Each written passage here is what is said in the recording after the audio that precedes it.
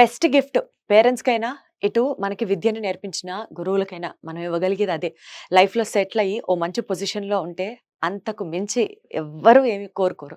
So, అలాగా ఇప్పుడు నాతో ఉన్న ఈ ఇద్దరు students from Sridhar CCE gift ఇచ్చారు మంచి జాబ్ కొట్టేసి. అదే అసిస్టెంట్ లోకో పైలట్ జాబ్ రీసెంట్‌గా క్రాక్ చేశారు వీళ్ళు. And Sridhar CCE college for competitive exams ఇక్కడ కోచింగ్ తీసుకుంటున్న ఈ ఇద్దరు స్టూడెంట్స్‌తో మాట్లాడదాం. వాళ్ళ సక్సెస్ స్టోరీస్ ఎలా ఉన్నాయో. ఇద్దరికీ నమస్కారం. నమస్కారం. ఎలా ఉన్నారు? బాగున్నాను. వండర్‌ఫుల్. ఏంటి ఇద్దరు ట్విన్స్ లాగా ఒకే గొంతుతో మాట్లాడుతున్నారు. మీ పేరేంటి? కృష్ణచంద్ర. కృష్ణ. మీరు? నరేంద్ర. నరేంద్ర. ఎక్కడి నుంచి వచ్చారు?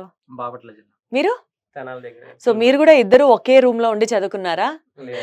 ఇప్పటిదాకా వచ్చిన వాళ్ళందరూ అలాగే ఉన్నారు. సరే చెప్పండి, ఇక్కడ కోచింగ్ ఎలా ఉంటుంది? ఏంటి పరిస్థితి? మేడం ఫస్ట్ జాయిన్ అయినప్పుడు అసలు నాకేం తెలియదు ఇన్స్టిట్యూట్ గురించి. Okay. జస్ట్ ఒక రిఫర్ తీసుకున్నాను. Hmm. ఏ ఇన్స్టిట్యూట్ బాగుండిద్ది అని చెప్పేసి కనుక్కుంటే శ్రీధర్ సిసి బాగుంటది, ఇంకెక్కడ ఆలోచించిన అవసరం లేదు, జాయిన్ అవ్వమని చెప్పారు. Hmm. ఇంకా సరే అనే మాట వినేసి జాయిన్ అయిపోయాను. ఫస్ట్ క్లాస్కి వెళ్ళగానే ఒక 200 మెంబర్స్ ఉన్నారు నార్మల్ కోచింగ్. తర్వాత ఫస్ట్ డే నుంచి నేను ఎక్స్ప్లెనేషన్కి వెళ్ళడం స్టార్ట్ చేశాను. వెళ్ళగానే ఒక క్లాస్లోనే 1500 to 2000 మెంబర్స్ దాకా ఉన్నారు. అసలు నాకు అసలు ఏం అర్థం కాలేదు. అసలు సక్సీడ్ అవుతామా, అసలు ముందుకు వెళ్ళగలమా, ఇంతమంది 2000 మందిలో మనం ఎక్కడ ఉంటాము అసలు అనుకున్నారు. మనం కనపడతామా అసలు అని చెప్పి చాలా భయం వేసింది. కరెక్ట్. కానీ వీళ్ళు ఏం చెప్పారో దాన్నే ఫాలో అవుతూ వచ్చాను చివరి దాకా కూడా. చాలా హెల్ప్ అయింది మేడం. ఇంకా నేను అసలు ఇంకా వేరే సోర్స్ కూడా యూస్ చేయలేదు. అంటే ఒక క్లాస్ లో సుమారుగా మీకు 2000 మంది ఉంటారా? సెషన్ అయితే మినిమం 1000 ప్లస్ 1000+. ఇప్పుడు చాలా గ్రేట్ గా ఒక రకంగా చెప్పాలంటే ఇంత మందిలో మీరు సెలెక్ట్ అయ్యారు, క్వాలిఫై అయ్యారు అని అంటే అసలు గ్రేట్, సూపర్. అసలు కంగ్రాట్స్. మీ స్టోరీ చెప్పండి. నాది బేసిక్ గా తెనాలి దగ్గర చిలుకూరు అండి. ఆహా. ఇక్కడ విజయవాడలోనే చదువుకున్నాను. Hmm. అయిపోయిన తర్వాత జనరల్గా అందరిలాగే గవర్నమెంట్ జాబ్ క్రాక్ చేయమని ఇంట్లో చెప్తే వాళ్ళ గైడెన్స్ మీద కోచింగ్ సెంటర్ వెతుకుతా ఉన్నాం. విజయవాడలోనే వెతుకుతాం, ప్రాపర్ మనకు బాగా అలవాటు అండి ఇక్కడ. సో అందుకని చెప్పేసి వెతుకుతా ఉంటే చాలా మంది మా ఫ్రెండ్స్ కూడా శ్రీధర్స్ బాగుండిద్ది అని చెప్పేసి అన్నారు. బేసిక్ గా నేను బ్యాంక్ కోసం జాయిన్ అయ్యాను. బేసిక్ గా బ్యాంక్ కోసం జాయిన్ అయ్యాను. తర్వాత ఆ క్రమంలోనే రైల్వేలో పడ్డాయి. అయితే లోకో పైలట్ పోస్టులు బాగుంటాయి అని చెప్పేసి అంటే నేను ఒక అప్లై చేశాను. అలాగే అక్కడ నుంచి మామూలుగా క్లాసులకు వెళ్తాం, ఎక్స్ప్లెనేషన్ క్లాసులకు వెళ్తాం, ఎగ్జామ్స్ రాయటం, ఎక్కువ ప్రాక్టీస్ చేస్తూ ఉండటం వల్ల మనకి శ్రీధర్స్ నుంచి సపోర్ట్ అవ్వటం వల్ల క్రాక్ చేయగలిగాం. సో బేసికల్ గా మీ ఫ్యామిలీ చెప్పడం వల్ల కావచ్చు, మీ బ్రదర్ చెప్పడం వల్ల కావచ్చు, వేరే ఎగ్జామ్స్ కూడా ప్రిపేర్ అయ్యారా? లేకపోతే ఒక 2-3 అటెంప్ట్స్ తర్వాత క్రాక్ చేశారా? ఫస్ట్ అటెంప్ట్ లో క్రాక్ చేశారా మీరు? నేను బేసిక్ గా 23లోనే జాయిన్ అయ్యాను మేడం. 23లోనే జాయిన్ అయ్యాను. మామూలుగా అయితే అసలు బ్యాంక్స్ కి జాబ్స్ అని చెప్పేసి ట్రై చేద్దామని జాయిన్ అయ్యాను. తర్వాత క్లాసులకు వెళ్తా ఉంటే శ్రీధర్ సార్ ఒక మాట అన్నారు, మీకు ఎలిజిబిలిటీ ఉంటే చాలు, నేను నోటీస్ బోర్డు లో పెట్టిన ప్రతి జాబ్ కి అప్లై చేయండి, మనీ ప్రాబ్లం కాకపోతే మీ ఎలిజిబిలిటీ ఉంటే చాలు అప్లై చేయండి, మీరు దాని గురించి ఏం ఆలోచించద్దు అన్నారు.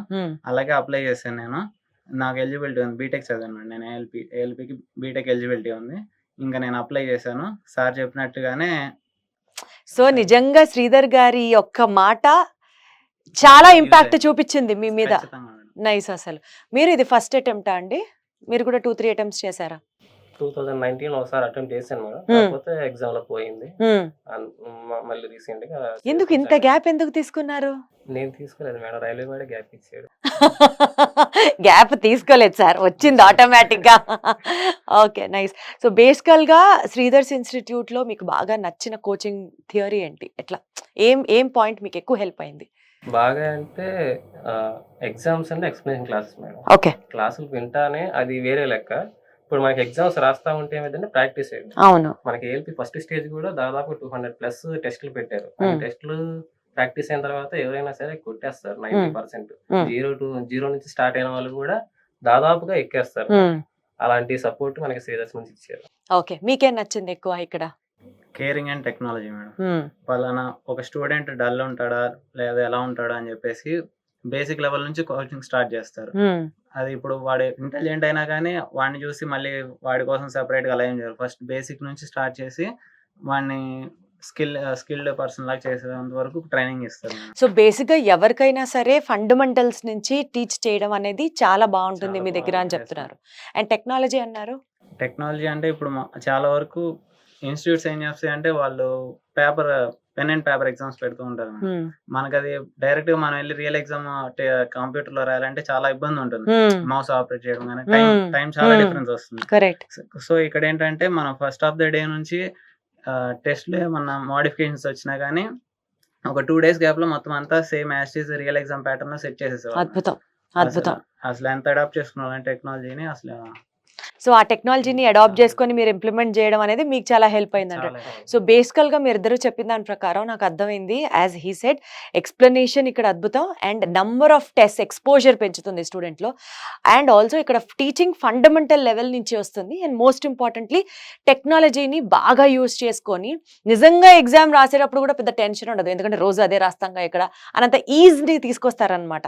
So all these points help you to crack your dream job అనే చెప్పాలి. వన్స్ అగైన్ మీ ఇద్దరికి congratulations, thank you so much. Thank you.